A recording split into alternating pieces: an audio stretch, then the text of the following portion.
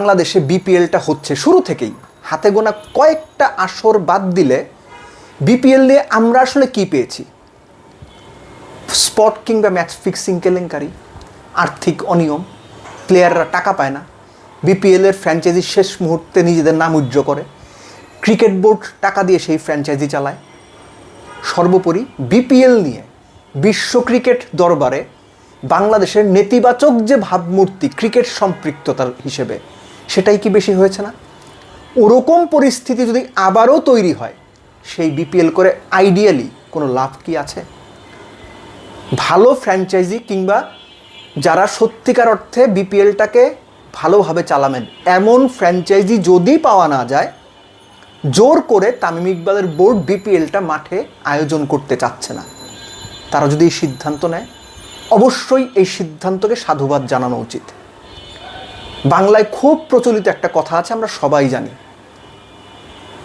দুষ্টু গরুর চাইতে শূন্য গোয়াল ভালো। বিপিএলের এই বিভিন্ন প্রশ্নবিদ্ধ যে ফ্র্যাঞ্চাইজিগুলো আসে, তাদের আন্ডারে বিপিএলটা চালিয়ে দুর্নামের ভাগিদার হওয়ার, কেলেঙ্কারিতে জড়ানোর, বিশ্ব ক্রিকেটে বাংলাদেশের ভাবমূর্তি ধুলোয় মিশিয়ে দেওয়ার মতো বিপিএল আয়োজন একদম মিনিংলেস।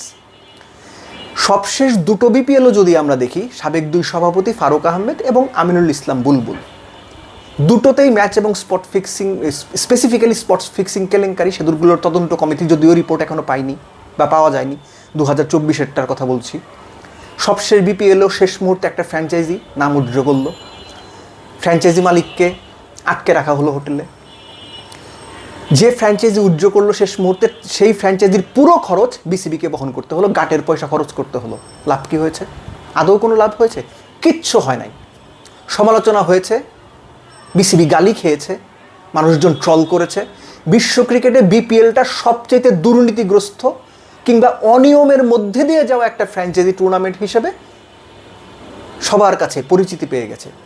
এত নেতিবাচক ভাবমূর্তি নিয়ে একটা টুর্নামেন্ট আয়োজন করা কোনো মানে হয় না, কোনোই মানে হয় না। এজন্যই বলছি যে বিসিবি যদি সিদ্ধান্ত নেয় ভালো ফ্র্যাঞ্চাইজি পাওয়া যাচ্ছে না, তাহলে বিপিএল না চালানোটাই সবচাইতে ভালো এবং যৌক্তিক সিদ্ধান্ত। এর পাশাপাশি শুধুমাত্র ফ্র্যাঞ্চাইজিকে দাঁড়িয়ে দিয়েও কিন্তু লাভ নেই। অবশ্যই ফ্র্যাঞ্চাইজিগুলোর দায় আছে, কিন্তু ফ্র্যাঞ্চাইজিগুলো কারা সিলেক্ট করেন? ক্রিকেট বোর্ড সিলেক্ট করে। এবং এই যে ক্রিকেট বোর্ডের যারা ফ্র্যাঞ্চাইজিগুলো সিলেক্ট করেন, কোন বিবেচনাতে সিলেক্ট করেন, সেগুলোর দায়িত্ব তাদের নিতে হবে। খুব স্পষ্ট আমার মনে আছে, এর আগে যারা বিপিএল গভর্নিং কাউন্সিলের সঙ্গে সম্পৃক্ত ছিলেন, একটা কথা তারা প্রায়ই বলতেন, ক্রিকেটকে ভালোবেসে যারা আসবে তারাই বিপিএলের ফ্র্যাঞ্চাইজি পাবে। এখান থেকে লাভ লসের হিসেব করা যাবে না। যে কারণে কোনো রকম বাণিজ্যিক মডেলও বাংলাদেশ ক্রিকেট বোর্ড বিপিএলকে নিয়ে ফ্র্যাঞ্চাইজিদের সাথে কোনো কোঅর্ডিনেশন করতে পারেনি। এখন আপনি চিন্তা করেন একটা জিনিস, যে পার্টিকুলার একটা ফ্র্যাঞ্চাইজি 5 বছরের জন্য বিপিএলের একটা ফ্র্যাঞ্চাইজি নিয়ে নিল, কোনো পার্টিকুলার একটা প্রতিষ্ঠান।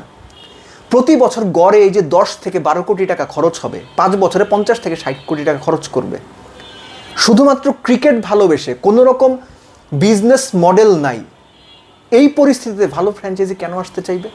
রেভিনিউ শেয়ারিংয়ের যেখানে কোনো মডেল নাই, টিভি সত্ত্ব থেকে ফ্র্যাঞ্চাইজিগুলো কী পাবে সেটার কোনো হিসেব নাই, টিকিট বিক্রি থেকে কত টাকা পাবে তার কোনো হিসেব নাই, তাহলে একটা ফ্র্যাঞ্চাইজি শুধু ভালোবেসে 5 বছরে 50-60 কোটি টাকা খরচ করবে?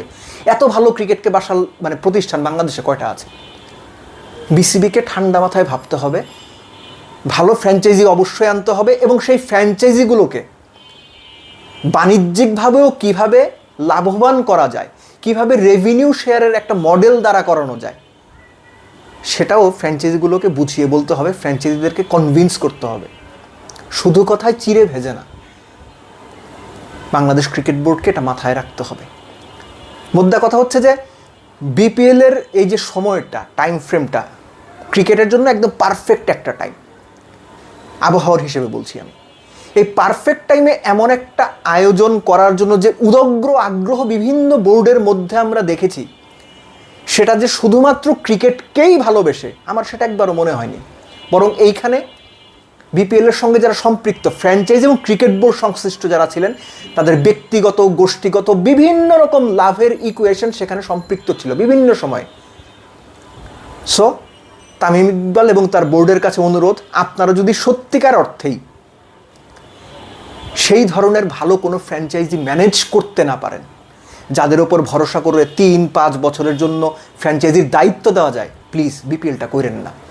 ওই সময়ে ঘরোয়া ক্রিকেটের এনসিএলের কথা অনেকে বলছেন, অনেকে অন্য কোনো ফর্মের কথা বলছেন, অন্য কোনো ঘরোয়া টি-20 টুর্নামেন্ট আয়োজন করেন, সেটাও যথেষ্ট ভালো হবে। অ্যাটলিস্ট প্লেয়াররা খেলার সুযোগ পাবে, প্লেয়াররা নিজেদের স্কিল শো করতে পারবে, টি-20 সাথে তাদের অ্যাডাপ্টেবিলিটি বাড়বে, কাজে দেবে।